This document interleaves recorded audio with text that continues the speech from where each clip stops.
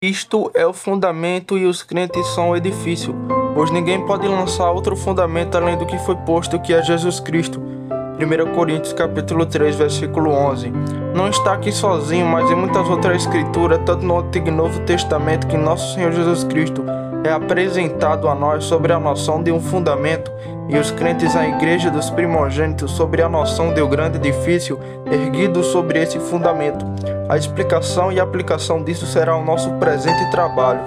Doutrina: que nosso Senhor Jesus Cristo é o fundamento e os crentes são o edifício erguido sobre esse fundamento. Há uma união entre a relação entre eles como há entre o fundamento e um edifício. Agora, essa relação e união está muito próxima. Quanto mais perto, melhor. Assim é entre Cristo e sua igreja.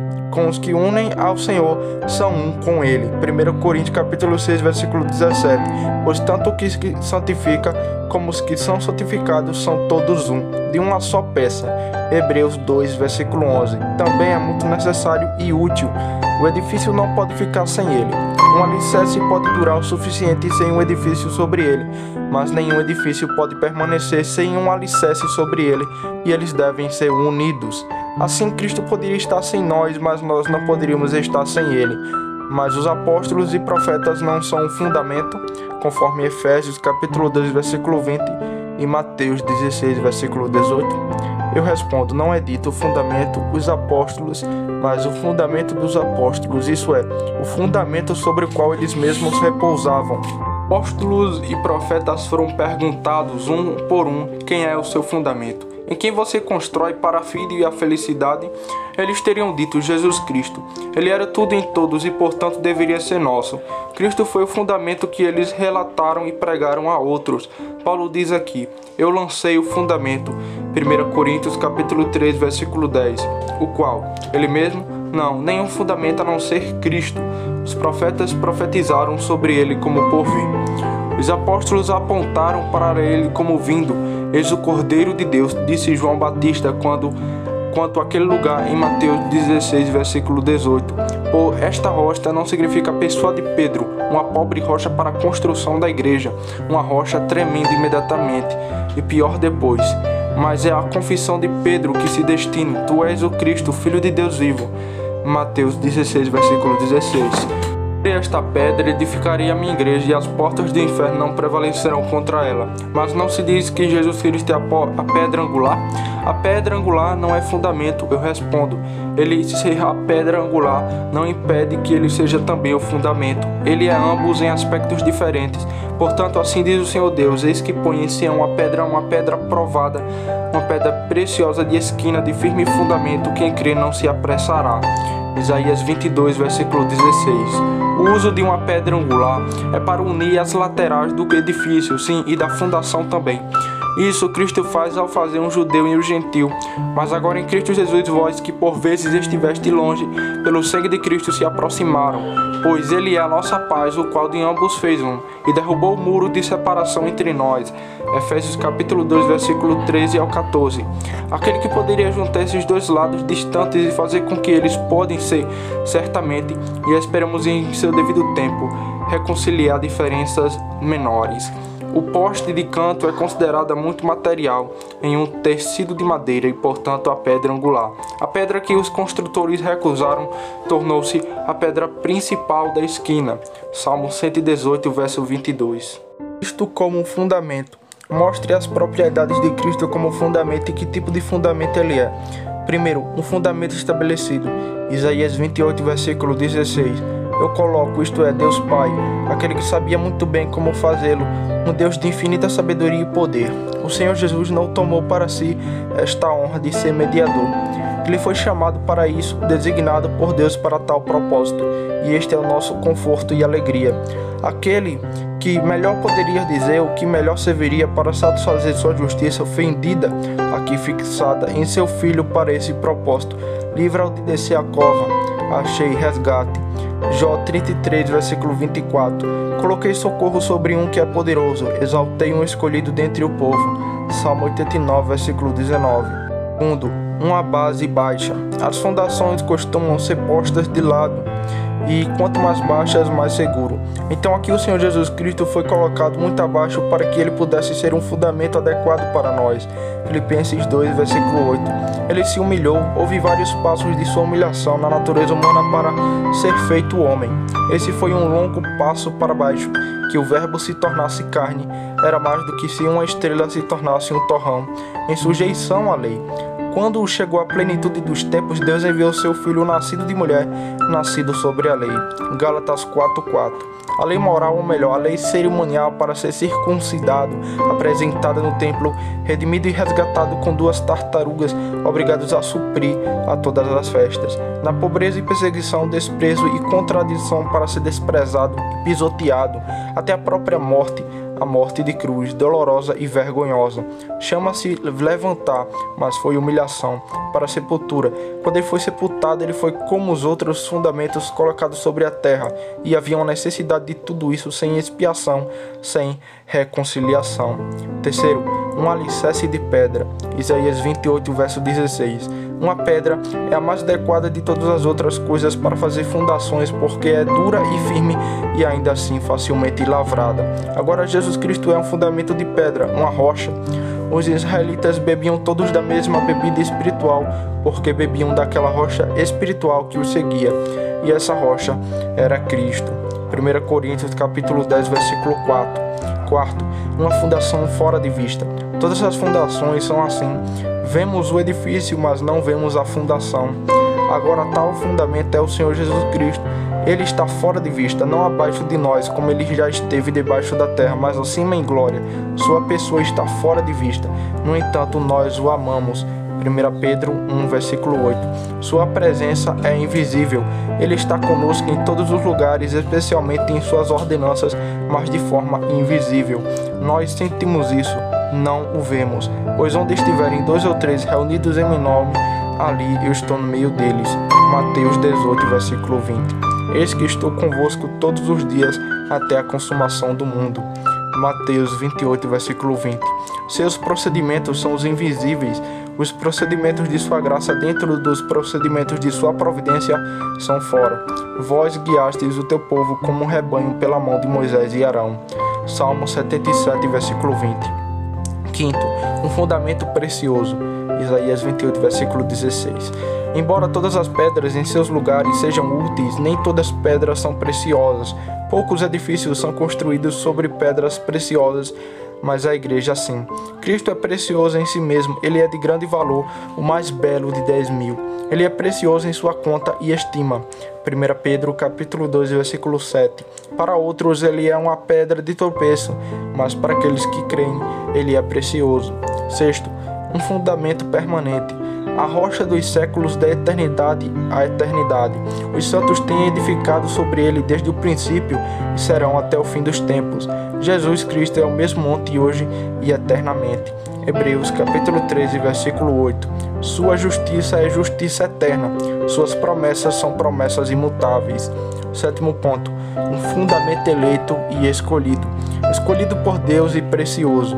Oitavo, uma base experiente e testada. Ele foi provado por Deus, que colocou uma carga sobre ele, por homens e demônios que fizeram o seu melhor contra ele, mas tudo sem propósito, pelos santos que tiveram a oportunidade de fazer uso dele, e ele nunca falhou com eles. Nosso dever para com este fundamento. Mostre qual é o nosso dever em relação a este fundamento. Primeiro, acreditar em tudo isso a respeito dele, que Deus o colocou propositalmente como fundamento, ungiu e o designou príncipe e salvador. Deu ao mundo para que todo aquele que nele crê não pereça, mas tenha a vida eterna. João 13,16. Segundo, contemplar e ver nossa necessidade dele. Não há construção de edifício sem fundação. Temos cada um de nós um edifício para erguer. E que fundamento temos nós? Nenhum em nós mesmos, nenhuma justiça própria para nos recomendar a Deus, nenhuma força ou habilidade para qualquer coisa que seja boa. Terceiro, renunciar a todas as outras fundações. São todo menos areia. Aquele que constrói sobre a areia, seu prédio cairá. Aquele que ouve estas minhas palavras e as pratica, eu compararei a um homem sábio que edificou sua casa sobre a rocha. E a chuva desceu, e vieram os raios, e sopraram os ventos, e deram um impento contra aquela casa, e não caiu, porque estava fundada sobre uma rocha. E todo aquele que ouve estas minhas palavras e não as pratica será comparado a um homem insensato, que edificou a sua casa sobre a areia, e caiu, e é grande foi sua ruína. Mateus capítulo 7, versículo 24. Quarto, dirigir-se a ele no caminho da oração fiel e fervorosa. Diga a ele que você está ciente de sua necessidade dele e você está perdido sem ele.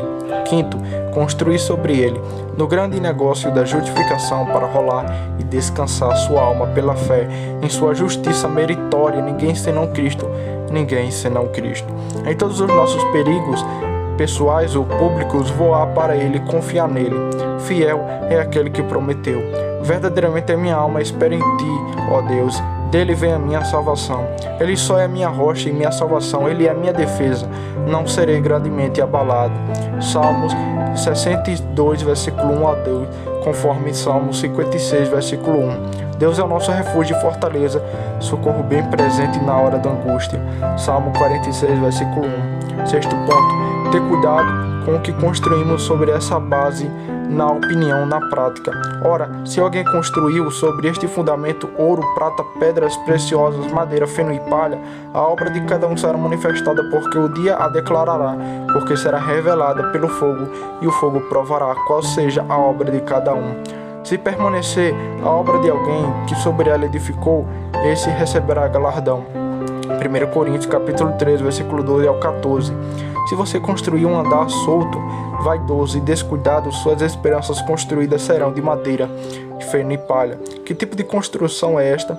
Edificado sobre o fundamento dos apóstolos e profetas, sendo o próprio Jesus Cristo a principal pedra da esquina, no qual todo o edifício bem ajudado cresce para templo santo no Senhor, no qual também vós juntamente sois edificados para a habitação de Deus no Espírito.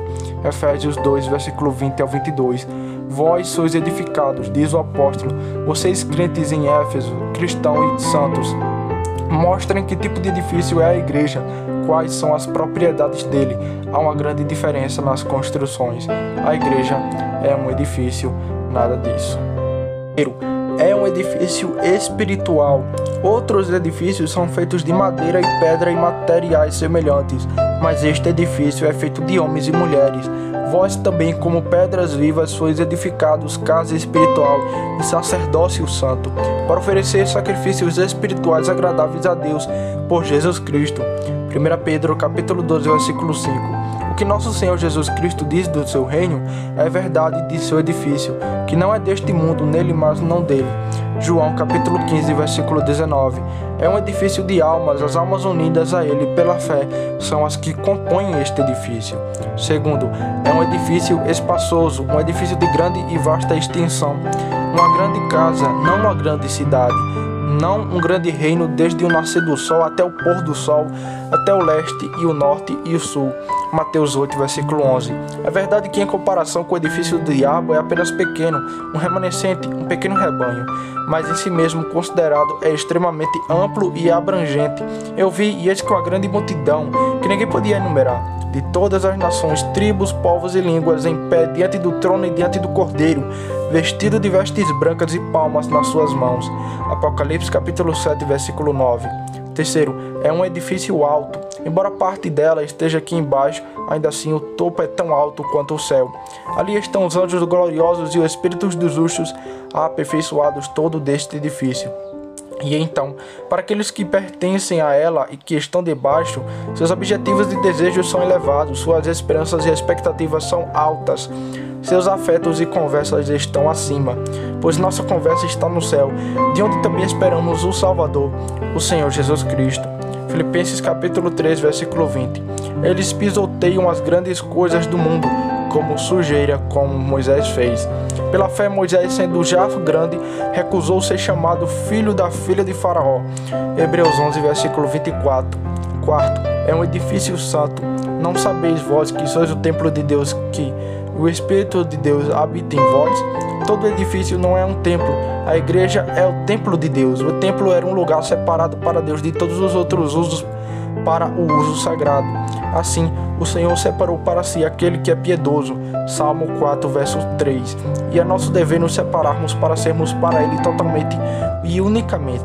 Este templo é chamado de casa de oração, conforme Isaías 56, versículo 7. Santidade ao Senhor está escrito na frente deste edifício, é a casa em que Ele habita. Sua fundação está nos montes santos. O Senhor ama as portas de Sião mais do que todas as habitações de Jacó. Salmo 87, versículo 1 a 2. Porque o Senhor escolheu a Sião e Ele a desejou para sua habitação. Este é o meu descanso para sempre. Aqui habitarei, porque eu a desejei. Salmo 132, versículo 13 ao 14. É um edifício vivo, nenhum outro é assim. Os mesmos que são vivificados são edificados sobre o fundamento dos apóstolos e profetas. Efésios capítulo 2, versículo 20. O fundamento é um fundamento vivo e a superestrutura é uma superestrutura viva. 1 Pedro capítulo 1, versículo 4 ao 5. Todos os materiais neste edifício são homens e mulheres vivificados espiritualmente. Vivificados com vivificações divinas, como uma vez mortos em delitos e pecados, mas agora estão vivos para Deus. Certifique-se disso para si mesmo. Sexto, é um edifício leve. Isso é uma coisa que torna um edifício agradável e confortável. Muitas e grandes janelas. Todo mundo além disso está na escuridão. É somente a igreja que tem a verdadeira luz. Como Egito e Gósen, às vezes fostem trevas, mas agora sois luz no Senhor, andais como filhos da luz. Efésios capítulo 5, versículo 8. Há muitas coisas sobre as quais os homens estão no escuro até que estejam neste edifício, como sobre Deus, suas glórias, excelência e perfeição, sobre o Senhor Jesus, quem Ele é e o que Ele é em si mesmo para nós, sobre a corrupção da natureza, sobre o mal do pecado, a vaidade da criatura e sobre a realidade das coisas invisíveis, céu e inferno. Em tudo isso a graça ilumina. O edifício do diabo é um edifício escuro chamado Reino das Trevas.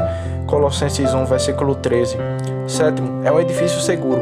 Outros prédios estão expostos ao vento, às intempéries da água, ao fogo, aos assaltos e às bactérias, mas este está a salvo em todos os perigos. Mateus 16, versículo 18. Homens de todas as eras e gerações têm lutado contra a igreja de Deus e procurado derrubá-la, mas até agora tem sido em vão, aí sem propósito, e ainda será. A igreja de Deus é um edifício como era a arca. 1 Pedro capítulo 3, versículo 20 ao 21. Oitavo, é um edifício em expansão e em crescimento. Todo edifício bem ajustado cresce templo santo no Senhor. Efésios 2, versículo 21. Ela cresce com a adição daqueles que serão salvos. Cresce melhor quanto à luz e ao conhecimento, quanto aos dons e graças. Um homem, o Senhor aumenta cada vez mais. Aumenta lentamente. O trabalho na igreja é um trabalho lento, mas com certeza, embora em meio à oposição, como no tempo de Ezequiel, em alguns lugares onde antes havia apenas 2 ou 3 casas, agora há uma grande cidade, e não é assim e seria para o Senhor cada vez mais. Quanto ao crescimento e progresso da religião, em muitas cidades e famílias cuja ignorância e profanação reinaram há alguns anos, agora Deus é adorado e Cristo e suas verdades e caminhos são reconhecidos e professados. Nosso dever para com esse edifício mostre qual é o nosso dever em relação a este edifício. Primeiro, para que vê que temos um lugar seguro e de pé nele. Assim como é um grande privilégio ser daquele corpo e árvore da qual Cristo é a cabeça e a raiz, também é um grande privilégio ser daquele edifício do qual Cristo é o fundamento. Uma profissão externa e invisível não fazem parte disso. O musgo e a herda grudam perto das paredes de uma casa, mas não estão no alicerce. Então, hipócrita, há uma grande diferença entre tal e as pedras verdadeiras. Todas as pedras verdadeiras neste edifício são pedras vivas. 1 Pedro capítulo 2, versículo 5. Que vida você tem? Eles são a habitação de Deus através do Espírito. Você é assim. Em vez disso, o espírito imundo não habita em você e governa em você. Lucas 11, versículo 21 ao 26. Mas como isso pode ser feito? Graça regeneradora. Há muito a fazer nesse trabalho. A poeira voa no rosto daquele que corta, mas deve ser feito. Não há outro caminho. Devemos, pela fé, receber Cristo Jesus, o Senhor, fazer dele nosso fundamento, descansar e confiar nele para justiça, aceitação e salvação. Apegar-nos a ele com todo o propósito de coração. Tendo feito isso, devemos construir e nos elevamos em nossa fé santíssima, crescendo na graça, acrescentando à fé a virtude. Se crescermos cada vez mais em Cristo, certamente estaremos nele.